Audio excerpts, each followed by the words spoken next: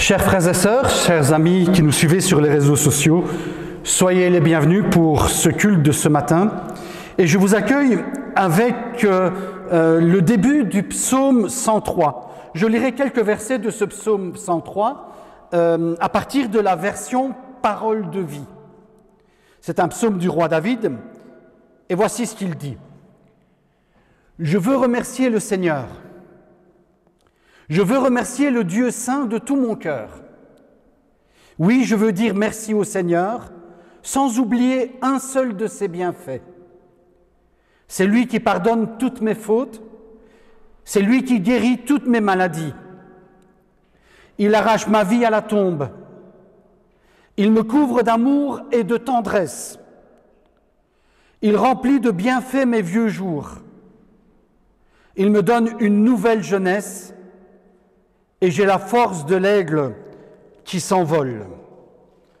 Bien sûr, il ne faut pas se tromper sur le sens de ce psaume et donc de croire de façon quasi automatique, quasi superstitieuse, que le Seigneur nous fera rajeunir ou que toutes nos maladies et infirmités s'évanouiront et que toutes difficultés seront aplanies en un instant. Bien sûr que non. Et pourtant, ce psaume a une importance cruciale puisqu'il affirme la présence de Dieu, du Seigneur, et d'un Seigneur bienveillant, un Seigneur qui mérite qu'on lui dise merci. Et dans ce psaume, ce que j'y trouve, c'est une présence d'un Dieu qui est proche et qui est une force, qui est un encouragement, qui nous permet de nous confier d'abord en lui, et puis d'avoir cette assurance qu'il est présent, et présent au cœur de nos luttes et de nos combats. Et ce matin, frères et sœurs et chers amis des réseaux sociaux, nous voulons nous remettre en mémoire toutes les fois où sa présence a été un secours et une consolation pour nous. Nous voulons nous souvenir de toutes ces bénédictions et accueillir sa bonté, accueillir sa miséricorde comme une couronne qu'il dépose sur chacune de nos têtes. Je vous propose de prier en chantant.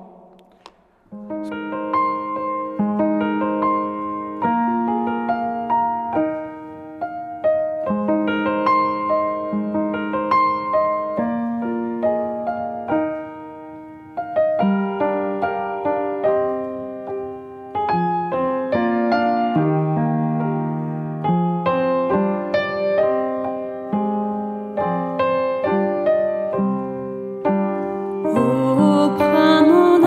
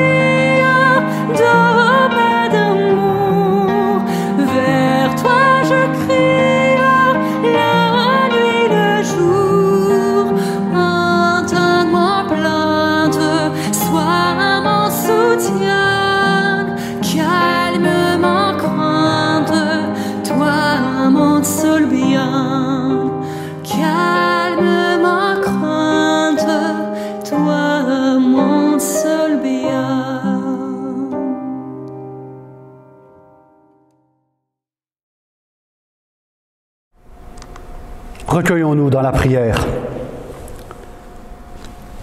Dieu notre Père, merci d'être présent dans nos vies. Merci de nous entourer de ta bonté et de ta miséricorde. Ce matin, tu nous donnes ce culte comme un temps qui nous permet de nous ressourcer. Un temps où tu nous offres ta bénédiction. Notre Seigneur Jésus avait l'habitude d'appeler ses disciples à l'écart de l'agitation du quotidien.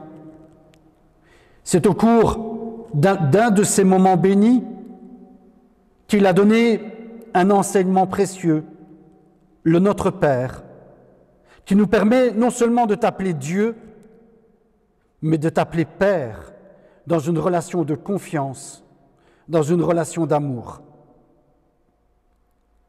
Enseigne-nous, Seigneur, ce matin par ton Esprit. Bénis-nous, nous te le demandons humblement. Que ce temps nous permette de découvrir combien tu es bon, combien tu es miséricordieux pour chacun et chacune. C'est pourquoi nous te disons merci, Seigneur, au nom de ton Fils Jésus. Amen. Vous connaissez peut-être cette histoire c'est une parabole, c'est un conte, de la cruche d'eau qui est fissurée et une cruche qui parle. Comme dans tous les contes, dans toutes les paraboles, les animaux et les objets sont capables de parler.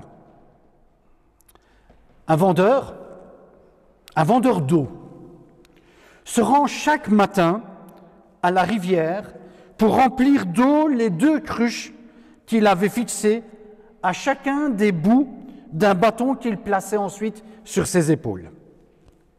Après avoir consciencieusement rempli d'eau les 2 cruches, le vendeur allait jusqu'à la ville vendre son eau. Mais l'une des 2 cruches était fissurée et elle perdait un peu d'eau, quelques gouttes, à chaque pas que le vendeur faisait. Mais arrivé à la ville, le vendeur qui vendait son eau, et puisqu'il y avait une des 2 cruches qui était fissurée, il recevait plus d'argent pour l'une que pour l'autre. Un jour, et vous le savez maintenant, les objets parlent, la cruche fissurée s'adresse au vendeur et elle lui dit sa peine. Elle lui dit sa peine de ne pas rapporter autant d'argent que sa voisine, l'autre cruche. Tu sais, lui dit-elle, je suis bien conscient de mes faiblesses. À cause de moi, et j'en suis bien consciente, tu perds beaucoup d'argent. Je suis à moitié vide quand nous arrivons à la ville.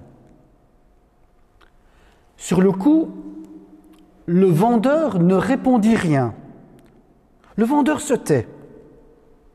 Mais alors qu'il est en route, il dit à la cruche, « Regarde bien sur le bas-côté de la route. Regarde attentivement sur le bas-côté de la route. » Et c'est alors que la cruche, qui sait parler, mais qui sait aussi voir, regarder, c'est alors que la cruche observe que le bas-côté était fleuri de magnifiques fleurs colorées. « Oh, c'est joli, dit-elle, c'est plein de fleurs. » Et le vendeur lui réplique, « C'est grâce à toi. C'est toi qui, chaque matin, arrose le bas-côté de la route. Moi, j'ai acheté un paquet de graines de fleurs et j'ai semé le long de la route. Mais toi, sans le savoir, tu les as arrosées. Ne l'oublie jamais. Chacun porte des fissures en lui. Mais Dieu peut les utiliser et veut les utiliser pour faire de belles choses. Frères et sœurs, chers amis, bien trop souvent, comme la cruche, nous n'avons pas confiance en nous-mêmes. Parfois, nous ne nous aimons pas, ou nous pensons que nous ne saurons pas faire ce qui nous est demandé. Heureusement, et c'est cela le rôle des relations. Relations avec Dieu, mais aussi relations avec les autres. Heureusement, autour de nous, il y a des gens qui nous aiment et qui nous font confiance et qui nous encouragent, un peu comme le porteur d'eau.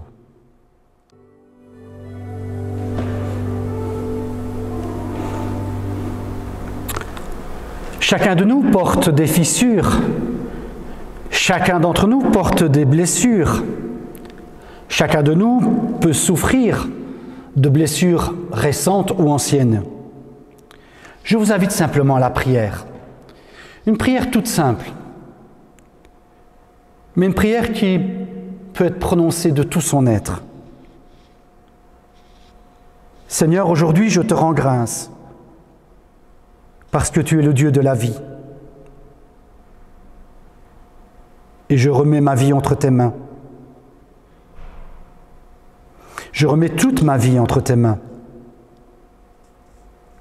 Car de mes fissures, de mes blessures,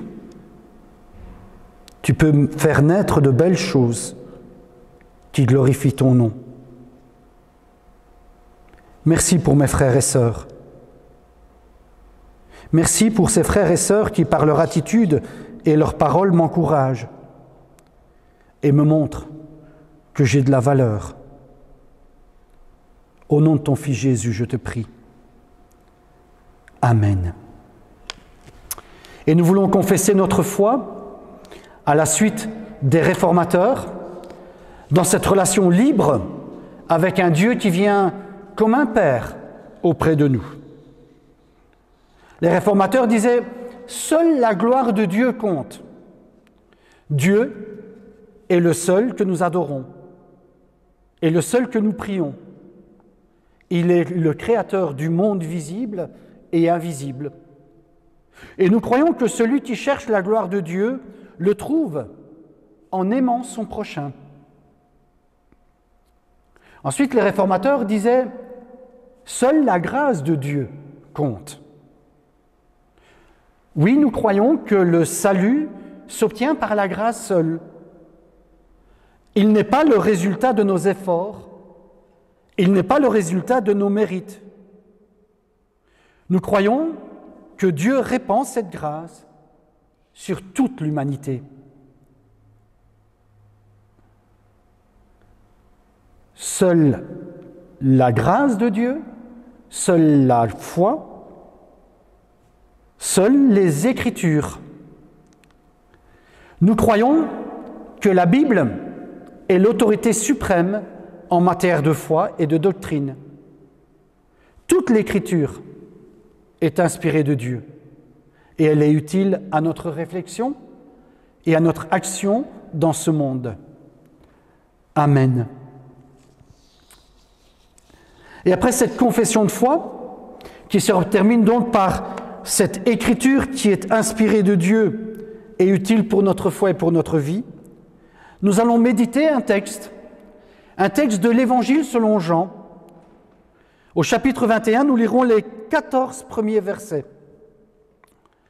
Nous sommes non pas au lendemain, mais au surlendemain de la résurrection, quelques semaines après la résurrection.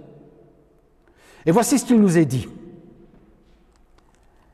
Après cela, donc après la résurrection, après les apparitions de Jésus, Jésus se montre encore aux disciples, et cette fois-ci, il se montre sur les rives du lac de Tibériade. Et voici de quelle manière il se montra. Simon-Pierre, Thomas, appelé Didyme, Nathanaël qui venait de Cana en Galilée, les fils de Zébédée et deux autres disciples de Jésus se trouvaient ensemble. Et Simon-Pierre leur dit « Je vais pêcher ». Ils lui dirent « Nous allons aussi avec toi ». Et ils sortirent et ils montèrent aussitôt dans une barque. Mais cette nuit-là, ils ne prirent rien. Le matin venu, Jésus se trouva sur le rivage, mais les disciples ne savaient pas que c'était lui. Il leur dit, « Les enfants, n'avez-vous rien à manger ?» Et ils lui répondirent non. Il leur dit, « Jetez le filet du côté droit de la barque et vous trouverez. » Ils le jetèrent donc, et ils ne parvinrent plus à le retirer, tant il y avait de poissons. Alors, le disciple que Jésus aimait dit à Pierre, « C'est le Seigneur. » Et dès qu'il eut entendu que c'était le Seigneur, Simon-Pierre remit son vêtement et sa ceinture, car il s'était déshabillé, et il se jeta dans le lac. Les autres disciples vinrent avec la barque en tirant le filet plein de poissons, car ils n'étaient pas loin de la rive, à 100 mètres. Et lorsqu'ils furent descendus à terre, ils virent là un feu de braise avec du poisson dessus et du pain. Et Jésus leur dit, « Apportez quelques-uns des poissons que vous venez de prendre. » Simon-Pierre monta dans la barque et tira le filet plein de 153 gros poissons à terre. Et malgré leur grand nombre, le filet ne se déchira pas. Jésus leur dit, « Venez manger. » Mais aucun des disciples n'osait lui demander, « Qui es-tu » car il savait que c'était le Seigneur. Jésus s'approcha, il prit le pain et leur en donna. Il fit de même avec le poisson. C'était déjà la 3e fois que Jésus se montrait à ses disciples depuis qu'il était ressuscité. J'arrête là la lecture pour ce matin. Que le Seigneur bénisse sa parole et qu'elle devienne non seulement source de réflexion, mais aussi de vie, d'action dans nos vies. Chers frères et sœurs, la fête de Pâques, elle est passée depuis une semaine. Et avouons-le, ce n'est pas toujours facile de faire durer notre enthousiasme de Pâques. Je me souviens dimanche dernier, avec quel bonheur je disais « Christ est ressuscité ». Quelle joie de dire « Le Seigneur Jésus est ressuscité ». Mais après cette joie, nous devons revenir à notre quotidien. Nous retombons dans le quotidien, dans ce qu'on appelle le métro, boulot, dodo. Et en lisant ce texte qui sert de base à notre méditation de ce matin, j'ai l'impression que c'est ce que les disciples de Jésus vont vivre, sont en train de vivre. Ils se sont réjouis de la résurrection, ils ont été même très enthousiasmés, très enthousiastes par les apparitions du ressuscité, même Thomas. Mais maintenant, nous les rencontrons au bord du lac, pendant la pêche, qui est leur profession habituelle. Il se dégage à la lecture de ce texte, de ce début du chapitre 21, une atmosphère de quotidien, de train-train, qui n'a plus rien, en tout cas, d'exaltant et d'euphorisant avec le dimanche de Pâques. Oui, Jésus est ressuscité. Oui, il est ressuscité. Oui, il leur a insufflé l'Esprit Saint. Mais maintenant, il faut continuer à vivre. Il faut continuer à travailler. Il faut continuer à se nourrir. Et le quotidien semble ainsi éteindre, étouffer la joie du ressuscité. Pierre a l'air de s'ennuyer, de ressentir une espèce de vide, un certain vide, une certaine lassitude. « Je vais pécher », dit-il. Et j'ai l'impression de le voir soupirer. Et il décide tout simplement de faire ce qu'il a toujours fait. Il va lancer ses filets pour attraper des poissons. Et avec cette lassitude, il y a la déception. Cette nuit-là, rien ne semble aller comme il le souhaite. Pas un seul poisson, même pas une petite sardine, n'est prisonnier, n'est pris dans le filet. Ils sont en train de pêcher, le texte nous dit, ils pêchent toute la nuit, sans rien prendre. Au lever du jour, Ils aperçoivent, les disciples, ils aperçoivent quelqu'un au bord du rivage, nous dit le texte. Quelqu'un qu'ils ne reconnaissent pas immédiatement.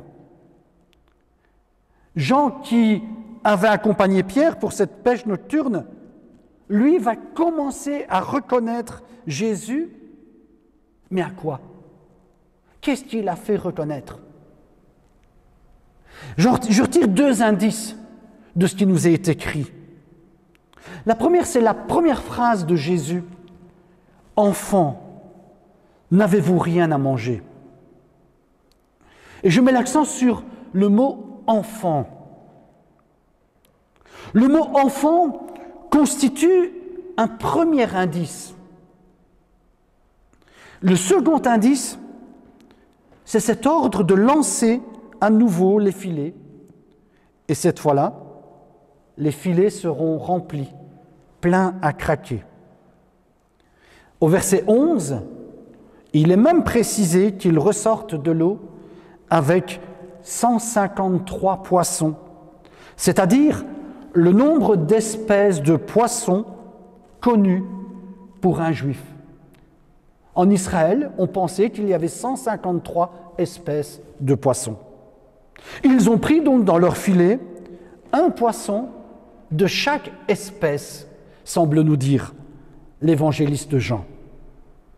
Et c'est avec ces 2 indices, plus le partage qui viendra un peu plus tard, que Jean va reconnaître le Seigneur Jésus.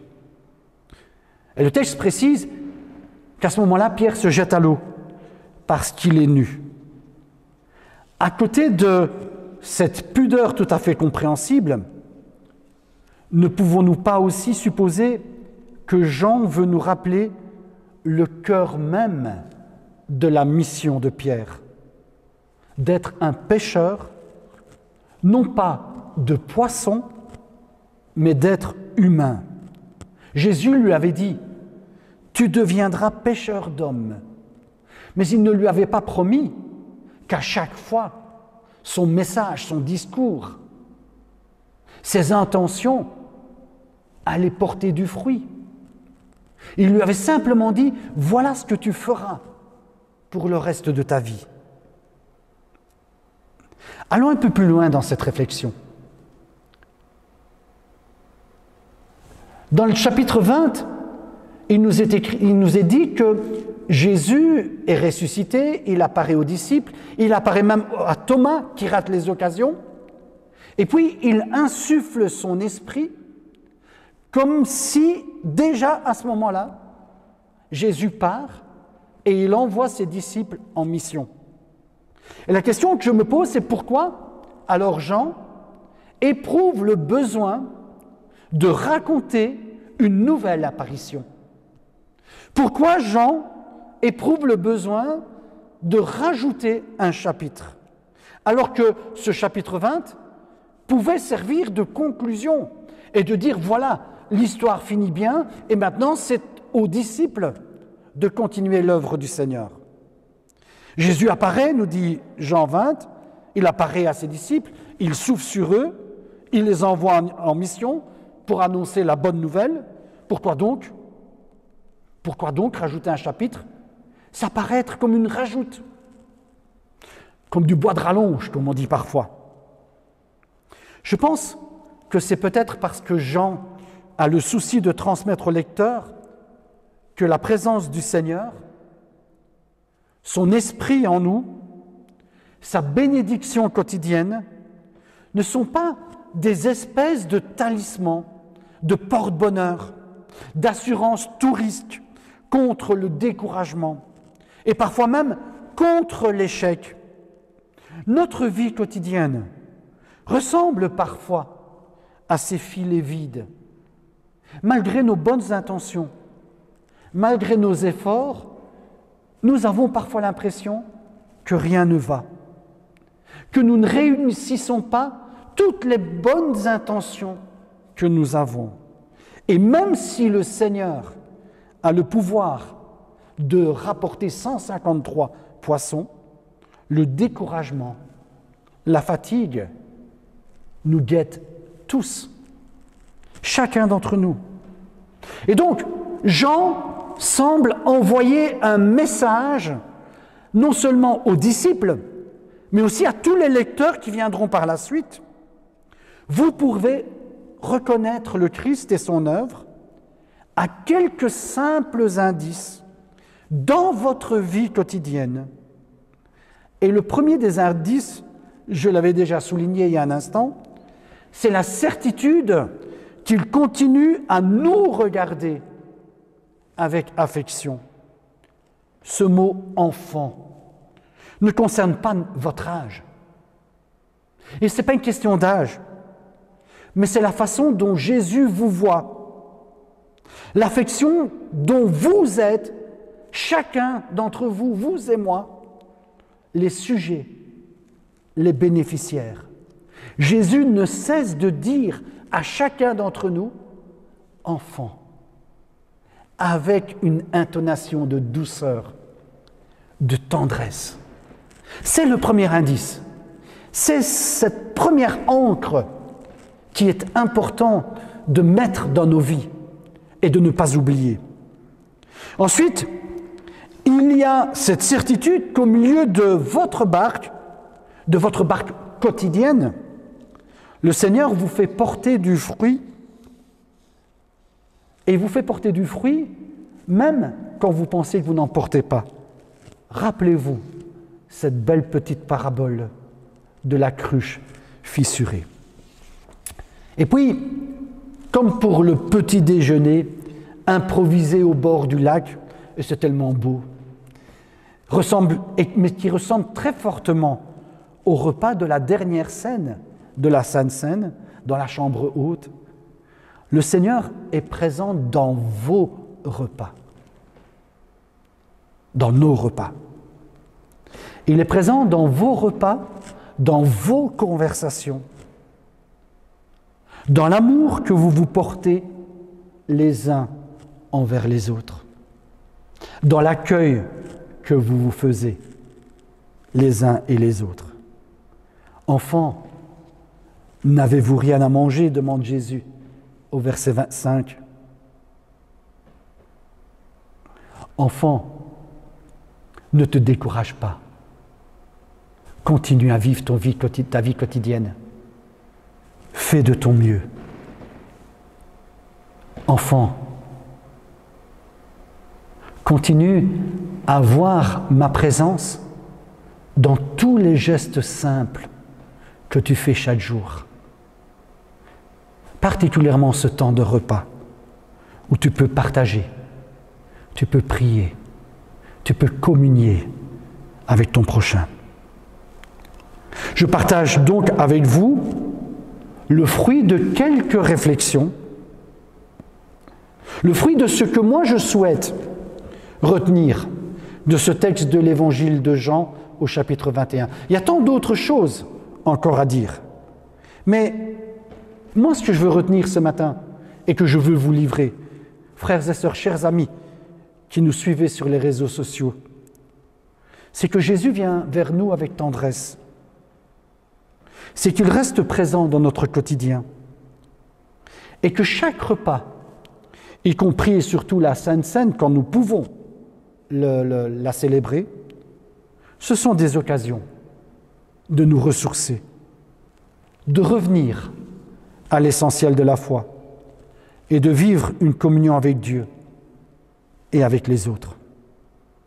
Voici quelques éléments que je puise au cœur même de la vie et de l'œuvre de Jésus au milieu de ses disciples. Et nous sommes ces disciples du XXIe siècle. Que le Seigneur nous bénisse. Amen.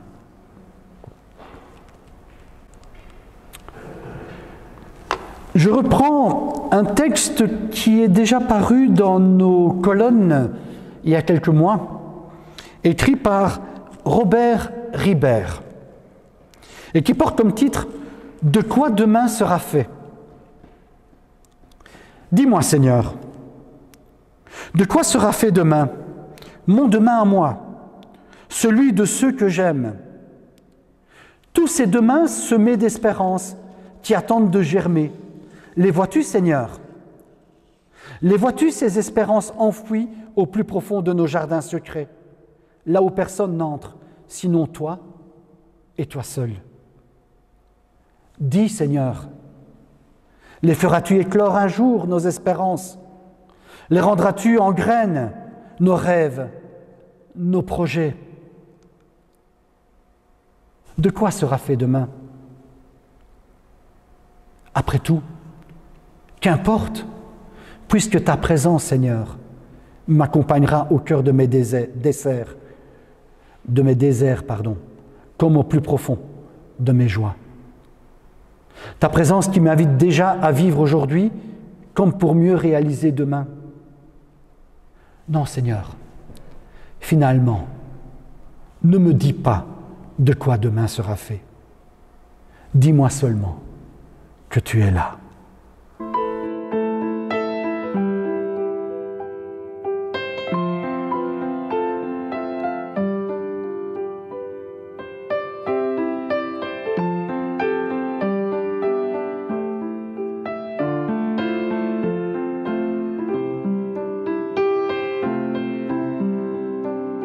Dieu, tu es ma force, ma consolation, une lampe devant mes pas. Ta voix a triomphé de l'ouragan, remporté le combat. Tu m'offres chaque jour ton infaillible amour. Toi qui as fixé le cours des étoiles, sois mon ancre, sois ma voile. Tu étends mes ailes pour toucher les cieux, protégé par ta main. Ta grâce m'appelle à lever les yeux et suivre ton chemin. Tu m'offres chaque jour ton infaillible amour. Toi qui as fixé le cours des étoiles, sois mon ancre, sois ma voile. Ta miséricorde coule de la croix, ton sang m'a racheté. Tout ce que je suis me vient de toi, sans fin je te louerai. Tu m'offres chaque jour ton infaillible amour. Toi qui as fixé le cours des étoiles, sois mon ancre, sois ma voile. Tu m'offres chaque jour ton infaillible amour. Toi qui as fixé le cours des étoiles, sois mon ancre, sois ma voile. Sois mon ancre, sois ma voile. Sois mon ancre, sois ma voile.